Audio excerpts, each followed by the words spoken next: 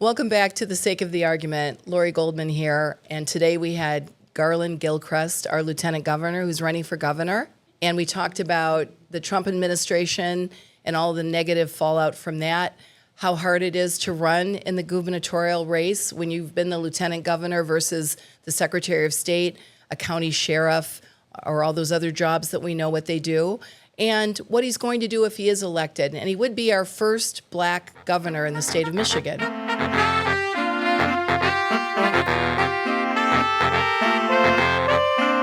Welcome, Lieutenant Governor Garlin Gilchrist. Thanks for coming on the show today. Lori, I'm so happy to be here with you. This is great. Great. Not as happy as I am having you here. I know you're busy, so let's get in it. Yeah.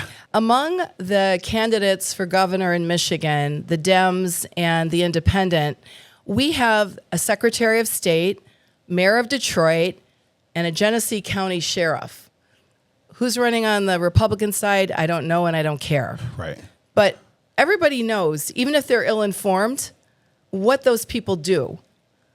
I don't think, myself included, that a lot of us know, what does the lieutenant governor do? Yeah, I appreciate that. And it's funny, when I go to schools all over Michigan, one of the things I will ask the kids, like, do you know what a lieutenant governor is? And I think in the 6.5 years I've been in office, I've gotten 2 kids in all grades, from like kindergarten to 12th grade, who understood. But the job is actually really simple. My job is to work alongside Governor Gretchen Whitmer, kind of like the vice president of the state of Michigan, to make sure everyone in Michigan has access to this dream of like health and wealth and a good life. Now, the Constitution says a couple of things that I have to do. I have to be the governor of Michigan in an acting capacity whenever the governor leaves the state of Michigan. So I'm in charge of Michigan when she's gone. And then also I preside over the state Senate. I'm the only person in the government who's a member of 2 branches of government, both the executive and the legislative branch.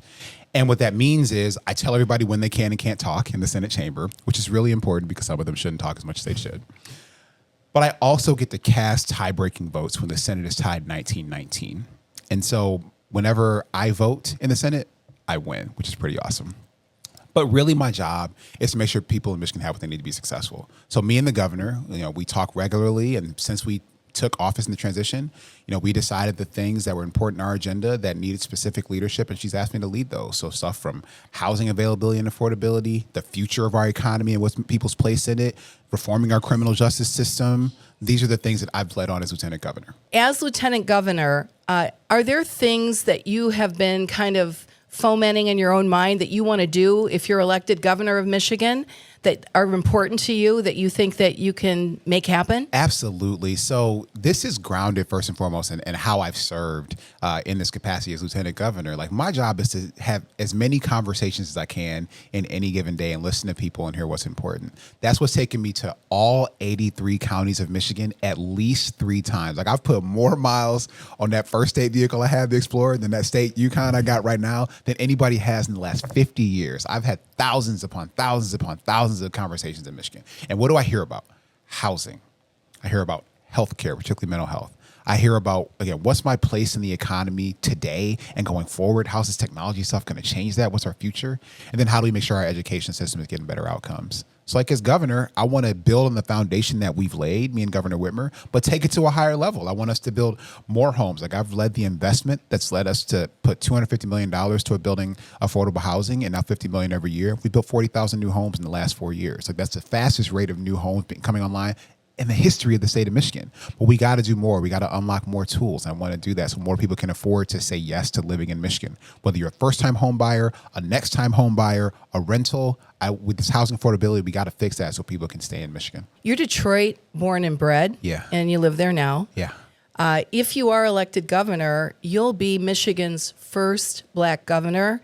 And if I'm not wrong, you'll be only the 4th black governor in our country's history, and one of them was appointed. Yeah. So it's a big lift. But being born in Detroit, raised in Detroit, I'm sure your parents were an important influence. In fact, I get many fundraising requests, not only from you, from everybody, including Republicans. Yeah. And I just opened my email this morning, and I had one that is a picture of you as a small child with your mom and dad, and you were very proud of the fact that your mom worked for years in the auto industry. Yes, yes. So how much of an influence have your parents and growing up in Detroit been on you? So look, I'm from the east side of Detroit. I'm from a community also that believed in me. Like my parents laid a really strong foundation. My grandmother bought me a computer when I was 5 years old, maybe the first kid on my block at Lafayette and McDougal to actually get a computer. But the community always wrapped their arms around me. I know what it feels like when neighbors support neighbors, when neighbors have each other's back. I also know what it's like when neighbors come together to not only form a neighborhood identity, but also advocate for things from their government that they want to see. Like my parents ran the block club in the Elmwood Park Neighborhood Association that on the street I grew up on. And so they advocated to the city for public art to be put on new apartment buildings that were built because they didn't want this big, ugly rectangles. They wanted beauty in their community. So at a very young age, I saw what it meant to be a public advocate. Now, the thing, though, was that wasn't my parents' job. Like my mother was an accountant at General Motors. My dad worked for the Department of Defense in a job he got when I was 3 months old and kept it until I was 36. Like they had real jobs, but then were involved in political stuff. And so I thought that was the model. And so I went on to study engineering at University of Michigan, to be a software developer, to be an entrepreneur. I didn't realize, though, that like getting involved was something you actually could do as a vocation, as a profession, until much later in life. But they laid that foundation that it was important to be involved in your community, important to use the tools and the skills that you have to actually make a difference where you live and for the people who you care about. Recently, I read something where you publicly indicated that you might handle Trump a little differently in some aspects than Governor Whitmer. What would you do if you're elected governor to protect the citizens of Michigan against Trump and his policies regarding engaging in lawsuits, executive orders, encouraging civil disobedience? This is what we're all terrified of. We need to put people in office that we feel have our back and are going to protect us from the tyranny that is Trump. What would you do? I mean, look, the stuff that Trump is doing, whether it's the direct assault on people's health and well-being, make no mistake about it. This bill that Trump signed on July 4th, I call it the MAGA murder budget.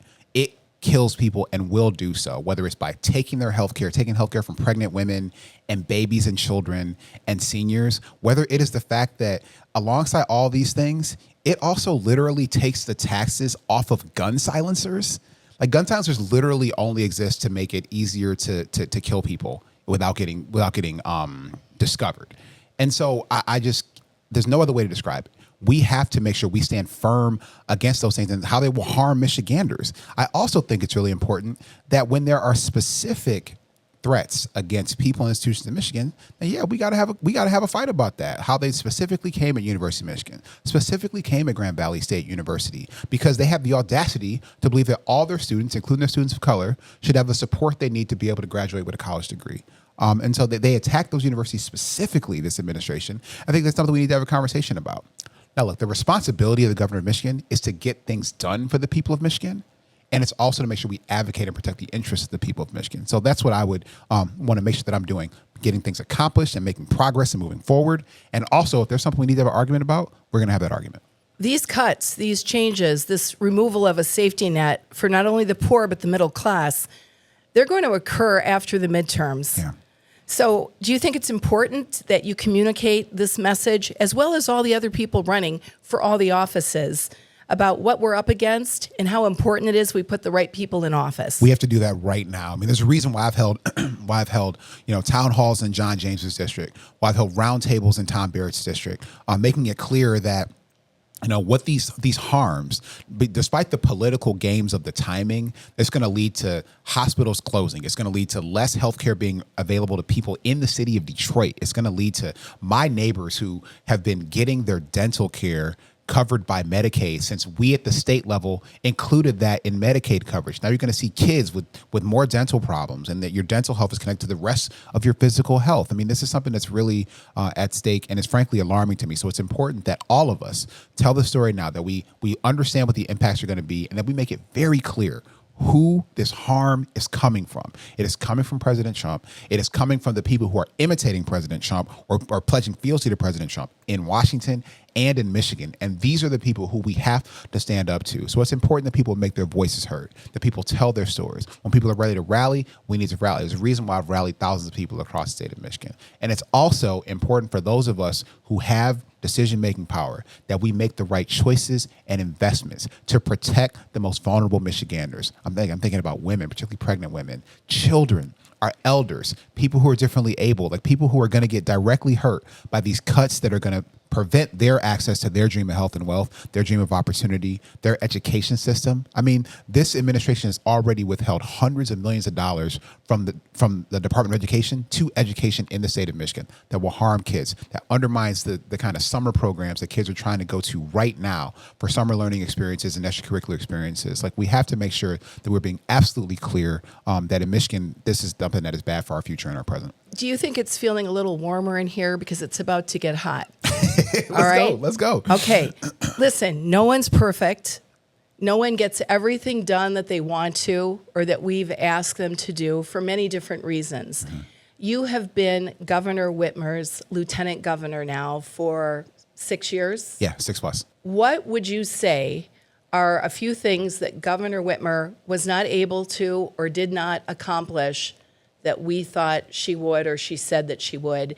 And how will you try to overcome those hurdles if you're elected? Yeah. So let me put this in perspective. I think when Governor Whitmer and I came into office we were elected in 2018, came in 2019, the world actually was like a really different place. It's crazy how much has changed in 6.5 years. I mean, I think about it in the sense of like how technology is so different. Like, the understanding of AI in popular culture was something that none of us had a sense of how big it was going to be. You know, TikTok was a music app, not a social media app. I mean, it was really different. And so we came in with the energy and a message, I think, for that moment. And, we came in talking about infrastructure and fixing roads and things like that. And we did some stuff independently on that. And all the orange barrels you see this summer and have you seen for the last 5 summers, like, that's a result of that work. But we still haven't been able to get that permanent solution to funding infrastructure accomplished. We're working on that pretty fervently right now, but we haven't been able to get that done, and that's a really big priority and focus. I'm trying to land the plane on that this year, frankly, so that we actually are the first administration to solve that in 2 generations so that we can build on that infrastructure, get the people to support it. The other thing I would say is, we have an opportunity. We've done a lot to expand access to healthcare. But there are still too many people in Michigan who don't have enough healthcare they can afford. And frankly, all of us need health and healthcare and health insurance in order to be our best self. I mean, we saw that during COVID. I did a lot of work to expand access to healthcare, particularly for the most vulnerable people, for people of color, for low-income people, for people who live in rural communities. But that stuff is under threat with these cuts at the federal government. And it's why the state has to continue to double down on it. So I think we can do even more to build on the foundation that we've laid. So there's stuff that we need to get done. I also think that we have an opportunity to position people in Michigan for like how the economy is going to work going forward. When I talk to people in Michigan, I talked to this family a few weeks ago up in Alcona County. And the mom was telling me how worried she was that the education her kids were getting in high school was like not going to prepare them actually for the jobs that they're going to need to take. Whether it's today or in a few years, if they go to college, she was really worried about that. I am interested in actually putting a marker down, saying that Michigan can be a center for excellence when it comes to how AI is going to impact our biggest industries, manufacturing, how it's going to impact agriculture, how it's going to impact tourism, and how we can apply those technologies and how we can think about those technologies. How can we lead the research in those 3 areas so that the jobs that dominate Michigan's economy, that we can continue to have a place for people to find those jobs in that new economy. It's how I've led on the clean energy package we signed, for example. We established this Office of Economic and Worker Transition so that people could see their place today in the carbon intensive economy and how they can get to their place in the carbon neutral economy. We need to do the same thing for how we evolve in AI as well. So that's something that I don't think we've done enough yet on that I want to do as governor. That all sounds great, and I appreciate what you're saying, but we're in a very divisive state and country right now. Yeah. And as governor, if you're elected, you're going to be the governor for all of Michigan. That's right. But you're going to have to work with the right. Yeah. And all components, far right, crazy right, and the right of the right. Yeah. So what are you going to be able to do to handle when people are trying, if you don't have a majority, are trying to shut you down from what we put you in office to get done. How will you handle that? Because that's the $1 million fucking question in all of our minds right now. Look, I mean, so let's build on the experience that I've had, right? Like when we look at, for example, the reforms that I did to the criminal justice system, the jail reform, the clean slate automatic criminal record clearance program, I negotiated all of that on a completely bipartisan basis. So I've been able to work with super conservative Republicans to get things done. And that program's super important because actually it impacts people in all 83 counties in Michigan. And it positions them to be able to get jobs and get apartments and get houses and go to school and be reconnected with their family. That's criminal justice reform, something that some Republicans, will claim is something that they can't do. It compromises public safety. But I've shown that we can do this and get it done. We've already benefited more than 330,000 Michiganders with it. So I've shown that when there's a priority, that I can make the case, not only have the argument, but come away from that negotiating table with policies that help Michigan's economy and Michigan's future. And if I'm sitting across the table from a Republican, then that's what I got to do. I'll do it. I don't know if you know this or not, and why would you? But I grew up and lived in Ecorse, Michigan, until I was 30 years old. Yeah. And when we were kids, we lived on government cheese and my grandmother's largesse. So you've said Michigan needs to be a place where everyone can live a good life. And that's great. That sounds amazing. But we're feeling more and more like that might be unachievable because of all the things that are going on. Billionaires are thriving while folks in Detroit, Flint, Ecorse, Pontiac, River Rouge are drowning. Are you going to go after corporate tax loopholes so that there can be more equity? People feel like they're running in place. I mean, you got so many people working so hard. Again, whether it's on the east side of Detroit, where I'm from, whether it's in Ecorse, whether it's downriver, whether it's in northern Michigan in the upper peninsula parts. Like, people are working so hard. They're doing all the stuff they're supposed to do. But you feel like you're running in place because I get a raise and my rent goes up. When I make some progress, it gets stumbled. And so that's somebody's fault. That's a result of what policymakers decided, who they chose to reward and who they didn't. So when it comes to the fact that we do have a bunch of giant companies, whether they're headquartered in Michigan or doing business in Michigan, that are frankly, they're getting advantages that regular people can't get, we do need to cut that back. And there's a lot of stuff in our Michigan tax code that we need to take a hard look at. That's already been sort of summarized for folks. And we need to really take a hard look at what can we do to make this tax system fair? What can we do to actually position people to be successful? Because we're the ones who create the value for companies anyway. Like, this is about what we can do and how we can be positioned to be healthy and have a chance at being wealthy, have a chance of taking care of our kids and sending them to daycare that they can afford, that they can be positioned to be early readers, have a public school system that makes sense. Because I don't know about you, but I'm a public school kid. Like, that's what we depend on. My kids go to Detroit public schools. Like, and we need to make sure that we're not giving something to, whether it's, the wealthiest people in Michigan or these big companies, that compromises what's possible for people who live in Ecorse, what's possible for people who live on the east side of Detroit where I'm from. And I think we can do that. I don't think that's a controversial thing to say. What's the last thing that you can think of in politics? Let me frame this. Okay. Are you familiar with The Real Housewives of New Jersey? And one of the characters... I've never watched the show. I'm familiar with it. I've never I wouldn't admit it, even if you had. That was smart politically on your part. I've watched them all. But Teresa Giudice flipped a table over, and that sealed her fame for the rest of the series. What is something that happened in the legislature since you've been up in Lansing that made you want to turn a fucking table over, that made you so angry, frustrated, whatever? Probably the last thing was when the Republicans walked off the job in December of 2024. We were in the lame duck session after the election in 2024, and rather than continue to do the work to be able to create a new pathway to unionization for whether it was corrections workers or healthcare workers, whether it is helping teachers be able to afford their expenses because their retirement system could be reformed in a way that we passed reform. The Republicans walked off the job. They just stopped working and they left, and they refused to come to work to do the people's business. That pissed me off so much because I think that, especially as an elected official, like your responsibility, your only job is to show up and legislate if you're a member of the legislature. And the fact that they did that showed that they don't care about doing the work for for people. They only cared about political stunts and political games. And frankly, that is unacceptable. And that upsets me because this is my first elected office.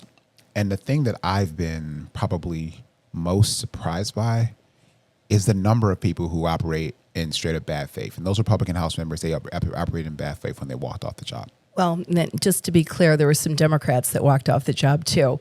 But you don't have to say anything. Don't even show an emotion on your face. Okay, if you're elected governor, you'll be Michigan's first black governor. That's going to be a heavy lift. Do you feel like people are going to expect more from you than they would if you were white?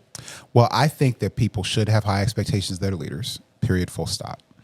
And I believe that it will be important to have, black representation at this level. I think that's an important thing for all of us, in addition to how important it is for black Michiganders and for black America. I'm proud to have the support of, our other living people who've been elected governor who are black men, of Governor Moore and Governor Patrick, like that. I'm proud to have their support and their mentorship and encouragement.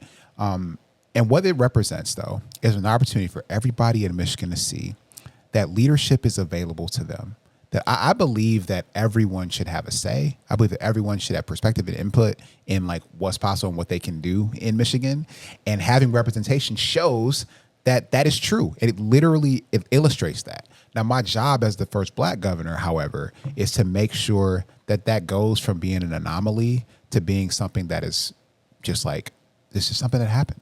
It's something that is normal, because we can know that everybody, regardless of what your walk of life is, regardless of how much money you had when you were a kid, regardless of your ability status, whatever makes you, that part of what makes you can also make you a leader, can make you the governor. And I've tried to carry that as lieutenant governor, being the first black person to serve at this level in state government.